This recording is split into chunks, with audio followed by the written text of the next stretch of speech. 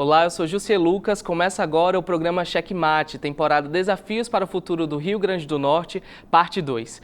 O programa Checkmate é uma produção da TV Universitária em parceria com o Departamento de Comunicação Social da UFRN. Nesta temporada, a cada programa, vamos entrevistar pessoas que se destacam em diversas áreas do conhecimento para falar sobre as perspectivas para o futuro do nosso estado. O Checkmate é apresentado pelo jornalista Ranieri Souza. Seja bem-vindo, Ranieri. Obrigado. Vamos juntos aqui em mais uma edição do Checkmate ao vivo na TV Universitária.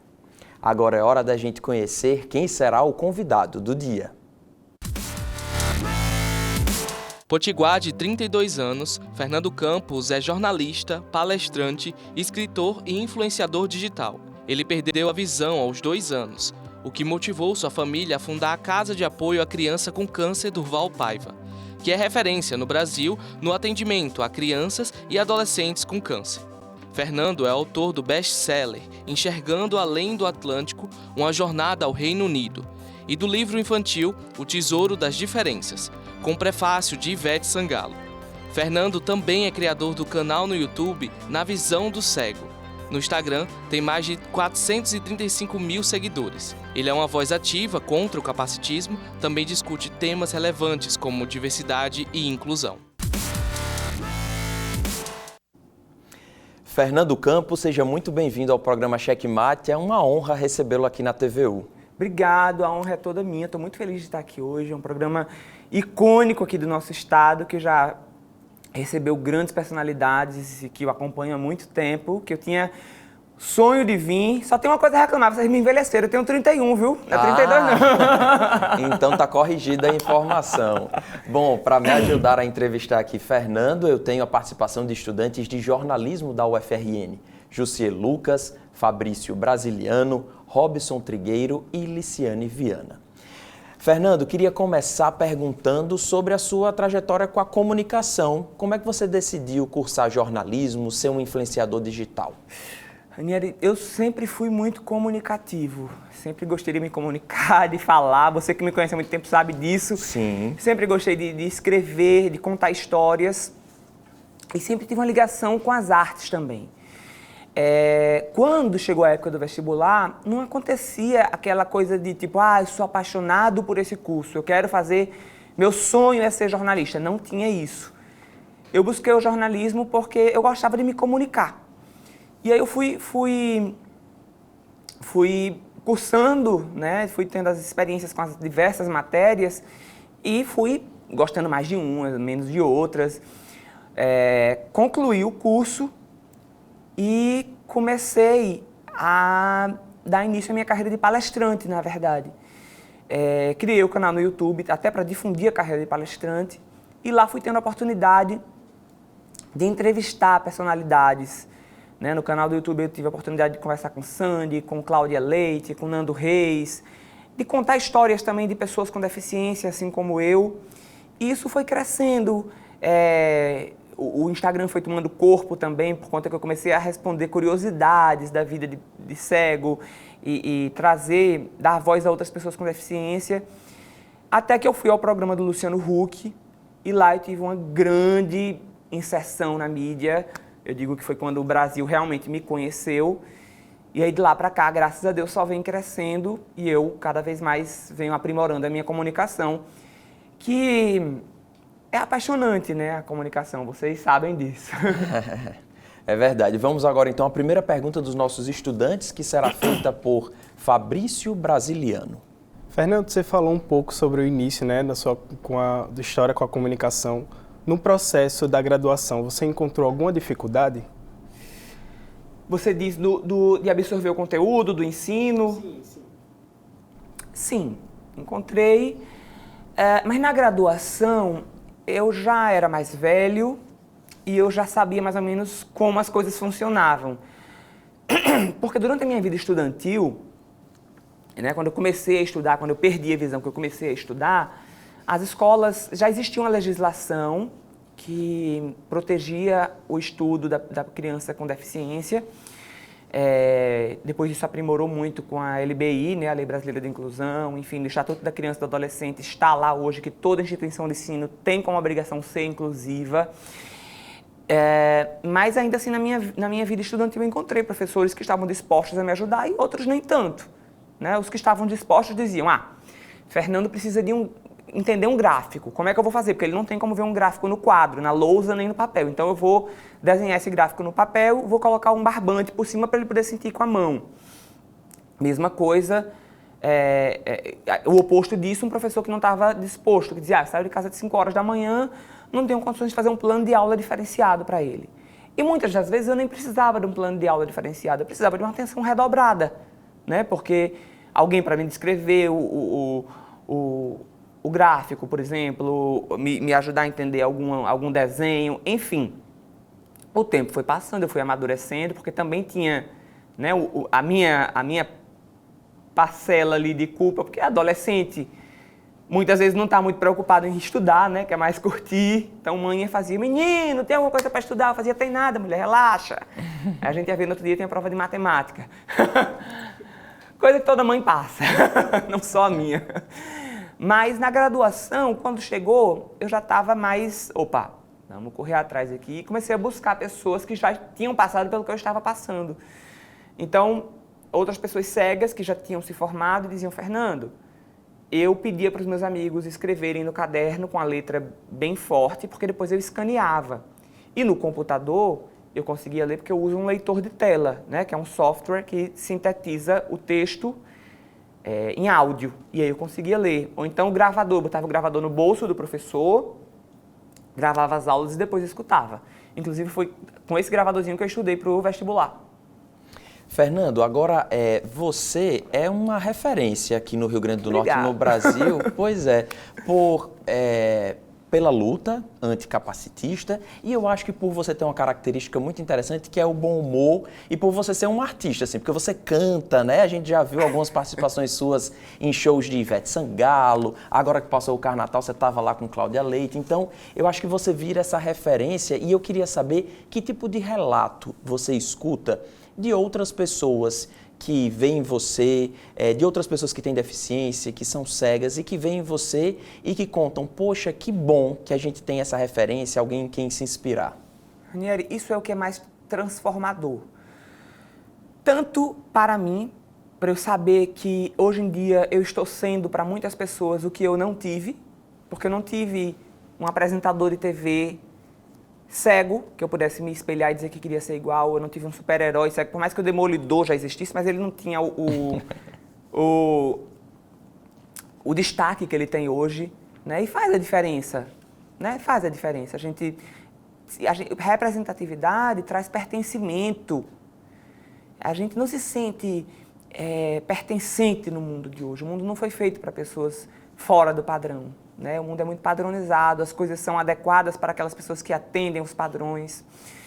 E quando eu recebo mensagens muito de mães e pais que dizem, meu filho vai fazer a nucleação dos olhos, vai tirar os olhos e vai ficar cego. Ou então meu filho é cego por outro motivo, mas ver você aqui vivendo, surfando, trabalhando, namorando, casado, dá uma perspectiva de futuro para mim e para o meu filho, me tranquiliza.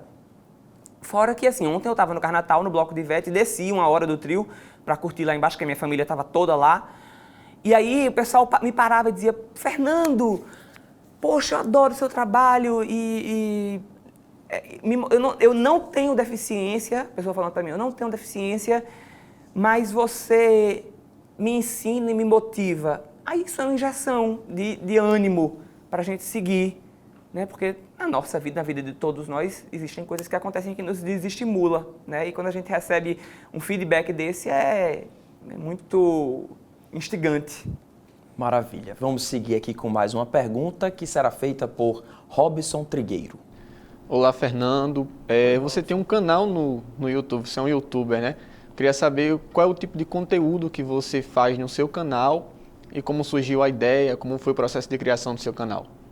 Então, o Na Visão do Cego, eu adoro esse nome do meu canal, porque é um nome bem irônico, né, que já muitas pessoas já podem pensar, eu não vou nem falar isso, né, na visão do cego, porque eu posso estar... Não. Nós enxergamos o mundo da nossa forma, então o nome ele já está dando um recado. Nós temos, sim, pontos de vista. Essa é a ideia inicial do canal. O canal nasceu assim, o YouTube foi o primeiro lugar que eu fui realmente me dedicar a criar conteúdo, né? E depois o Instagram, ele cresceu, o TikTok, né? E meio que superou o YouTube em tamanho. Mas lá no YouTube a gente está também presente, temos hoje mais de 10K de inscritos, e estamos crescendo, está indo super bem. Ele teve uma pausa muito grande porque o Instagram e o TikTok me consumiu assim de forma... Vocês pensam, a vida de influenciador é fácil, mas não é não, viu, gente? É luta, menina, eu que sei, para alimentar esses tamaguchis. Muito trabalho, né? Muito Planejamento, trabalho, executar a gravação. E aí você planeja de fazer um conteúdo, e aí quando você vê o algoritmo mudou, aquele conteúdo já não está mais funcionando, aí lá vai você mudar e estudar o algoritmo das redes sociais. Mas no YouTube a gente está lá postando entrevistas, curiosidades também, assim como eu levo para as demais redes. Bom, quem faz a próxima pergunta é Liciane Viana. Fernando, prazer. Obrigada por ter Luciane. aceitado o nosso convite. Queria falar um pouquinho sobre políticas de inclusão. Como é que Sim. você avalia as políticas de inclusão para pessoas com deficiência no Brasil hoje em dia? Eu acho que nós nunca estivemos tão bem como estamos hoje, se a gente for olhar historicamente, né? Porque se a gente for para a Idade Média, as pessoas com deficiência eram assassinadas, eram tidas como castigo de Deus. E a gente está evoluindo, até porque estamos colocando essas pessoas em local de destaque. Vejam vocês que hoje o entrevistado é uma pessoa com deficiência, né?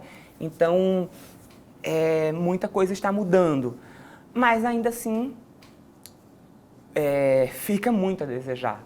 Você vê uma pessoa em cadeira de rodas, ela saindo aqui, com muita dificuldade, ela vai chegar à esquina, né? Porque as calçadas ainda são muito acidentadas. E desde que eu fui morar em São Paulo, eu vi que ainda existe muita falta de consciência de inclusão. Aqui em Natal, eu sempre soube que me deixava distante do acessível, mas estava muito, né, protegido aqui pelo meu núcleo, pela minha bolha. E quando eu fui morar lá, faz 1 ano e meio que eu fui para lá, que eu tive mais que enfrentar o mundo eu mesmo, eu vi que ainda falta muita consciência de muita gente, de coisas básicas. Eu estou tendo que lutar pela acessibilidade do meu condomínio, por exemplo, que já é lei desde 2015, que todo condomínio tem que dar condições de acessibilidade, tendo pessoa com deficiência ou não. Então, ainda está muito aquém. A gente, às vezes, pensa, as pessoas podem, né, pensam, a pessoa com deficiência não vai conseguir exercer esse trabalho de forma plena. Nós conseguimos realizar qualquer coisa, só que por caminhos diferentes. O que falta para a gente são as condições mínimas. A gente precisa de oportunidade, porque essas condições mínimas que eu falo é o que vai trazer a equidade. Para que a gente esteja no mercado de trabalho, por exemplo, e possa competir de igual para igual, a gente tem que estar, né, ter essas condições mínimas. Porque quando a gente fala de igualdade, tem duas pessoas que precisam olhar por cima do muro, só que uma é mais alta do que a outra. Então tem uma que vai precisar de um banquinho. Entendeu? É isso. Maravilha, Fernando Campos, o papo está muito bom, mas a gente precisa fazer um intervalo bem rapidinho. Não saia daí, o Checkmate volta já.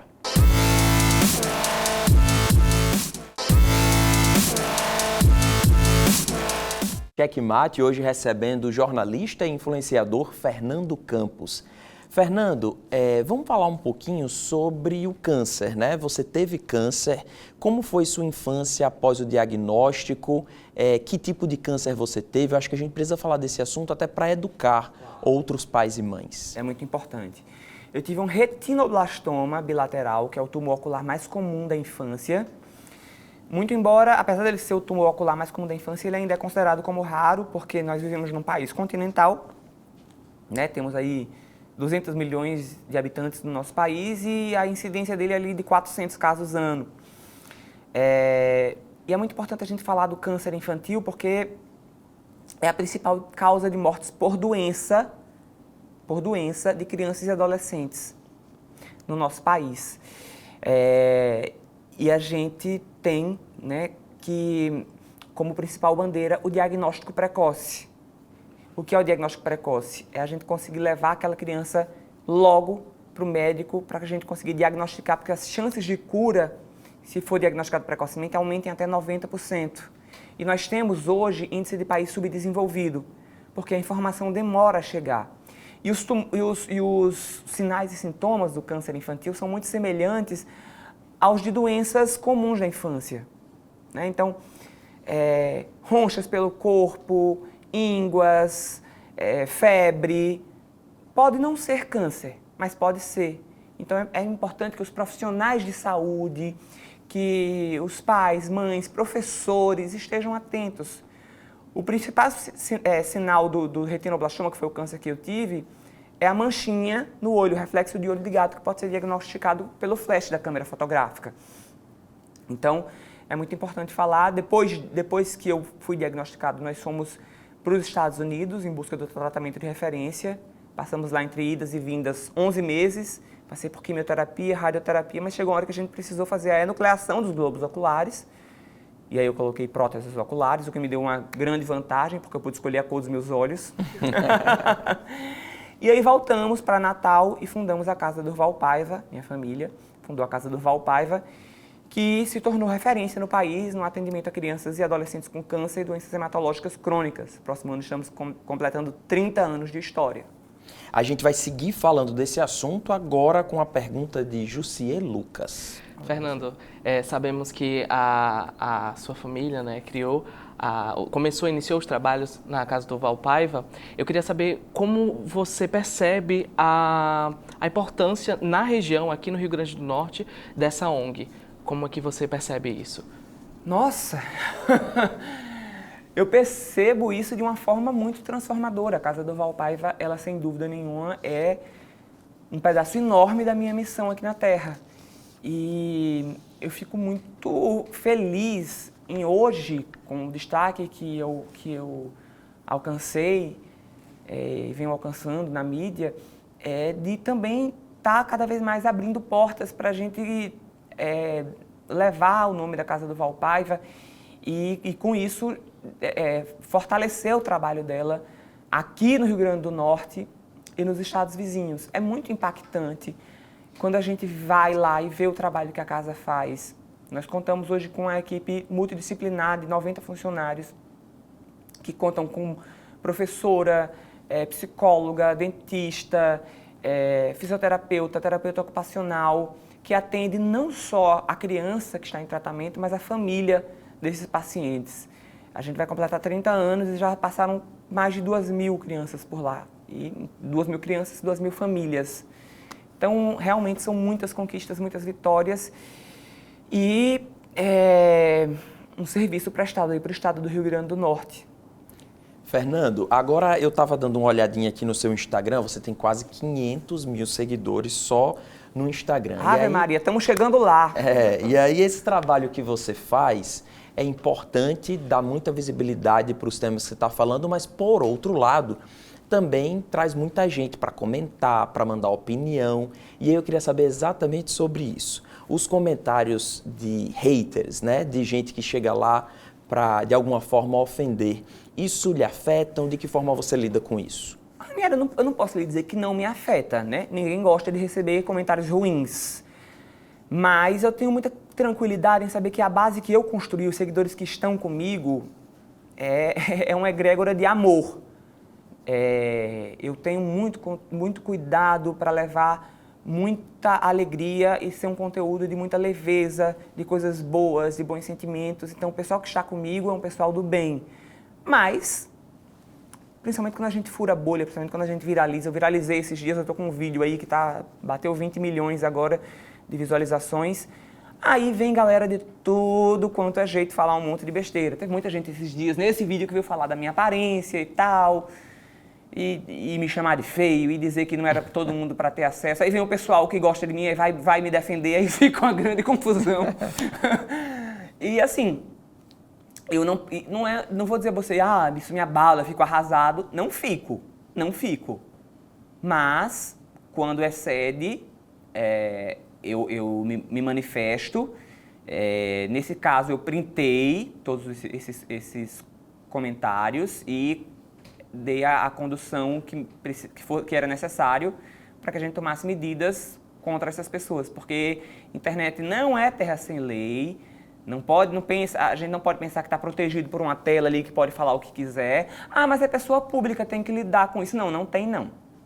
A gente tem que respeitar todo mundo, tem que dar respeito para ser respeitado. É isso. Vamos agora a mais uma pergunta. Quem faz é Fabrício Brasiliano. Fernando, como você atua na Casa Durval Paiva hoje em dia e quais os planos futuros da casa? Olha, eu sou conselheiro da casa e atuo lá muito próximo da parte do desenvolvimento institucional, né, do marketing da casa, com estratégias até mesmo das redes sociais também, porque como eu tenho essa ligação eu trabalho com isso, né? Então a gente está sempre discutindo estratégias para que a casa também alcance. A casa está chegando aí a 80 mil seguidores. E, enfim, eu estou lá para tudo que for preciso e me chamar. Assim, Fernando, a gente está agora com essa questão, o que é que a gente pode fazer? Então, eu sou muito ativo na casa e agora estamos completamente focados nos 30 anos. Vamos ter um baile de comemoração que vai também... as vendas desse baile serão revertidos para a Casa Durval Paiva e teremos uma série de comemorações. Vamos ter o livro dos 30 anos, que vai contar a história de grandes momentos que essa casa viveu.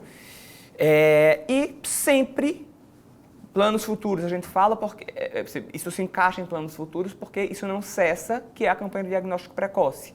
O ano que vem todo ano a gente tem a campanha de diagnóstico precoce, mas o próximo ano vão ser duas campanhas, a dos 30 anos e a do diagnóstico precoce, porque isso não cessa. Bom, a gente tem agora a pergunta de Robson Trigueiro. Fernando, você escreveu 2 livros, é autor de 2 livros publicados. Eu queria entender como foi o processo de escrita e como foi concebida a ideia dos livros. O primeiro livro chama Enxergando Além do Atlântico, uma jornada ao Reino Unido. Conta a história do período que eu fiz intercâmbio na Inglaterra, então um recorte autobiográfico. Conta com o prefácio de Carlinhos Brown e a gente ficou por alguns dias, aí, quase uma semana, em primeiro lugar em 3 categorias da Amazon. Fico bem metidinho para falar isso.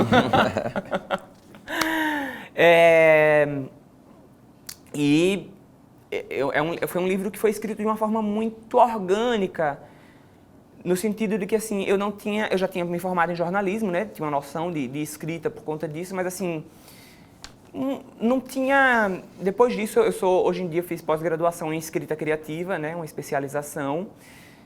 E o primeiro livro, como foi um recorte autobiográfico, foi muita junção, assim, do que eu tinha escrito no período do intercâmbio, né? Que eu fazia uma espécie de diáriozinho ali, com as memórias e tal, enfim, fotos de arquivo. Sintetizei um pouco da minha história, né, para quem fosse ler o livro e não soubesse quem eu era. Então, no primeiro capítulo eu conto um pouquinho da minha história, mas a máxima é o período da Inglaterra, todos os perrengues e aventuras de um jovem cego em outro país. O segundo livro, que é O Tesouro das Diferenças, que tem o prefácio da Ivete e a ilustração do Alexandre de Tissot, que é um artista mineiro fantástico, que fez ilustrações belíssimas. Ele tem 4 contos infantis com protagonistas PCDs. Então tem um coelhinho cego, tem uma fada com síndrome de Down. E esse livro ele surgiu assim muito rápido, porque eu fui criando esses contos sem pensar em escrever um livro. Eu queria contar essas historinhas para meu sobrinho, porque eu queria construir um pensamento inclusivo para ele, falar desde já, construir de uma forma lúdica, né, essa ideia inclusiva, para que ele fosse um cidadão que, desde pequenininho, entendesse que está tudo bem ser normal, ou ser PCD, ser diferente. Eu até falo que, eu até confundi as palavras agora que eu estava com isso na cabeça, mas no meu livro eu falo, ser diferente é saudável, bonito e normal. Né? Então, quando eu vi, eu estava com esses 4 contos já na cabeça, só fiz passar para o computador, aí fui editar algumas coisas, né? E construir o livro dessa forma. Foi mais rápido, bem mais rápido, o processo de escrita dele. Gente, o papo tá muito bom, mas infelizmente o nosso tempo já se esgotou. Fernando, eu quero agradecer mais uma vez demais a sua presença aqui na TV Universitária, desejar muito mais sucesso e volte sempre. Quando estiver por aqui pelo Rio Grande do Norte, dê um pulinho aqui na TV para gravar com a gente, porque é sempre muito bom conversar com você. Muito obrigado, muito feliz de estar aqui hoje conversando com vocês. Obrigado pelas perguntas, obrigado Ranieri, Fabrício, Robson, Liciane e Jussier. Acertei todo mundo? Meu Deus, que memória boa, além de tudo. Obrigado, gente, obrigado mesmo. Valeu! Bom, quero agradecer também aos estudantes aqui de jornalismo da UFRN e agradecer a você que esteve conosco em mais uma edição do Checkmate. A gente volta a se encontrar na semana que vem. Até lá!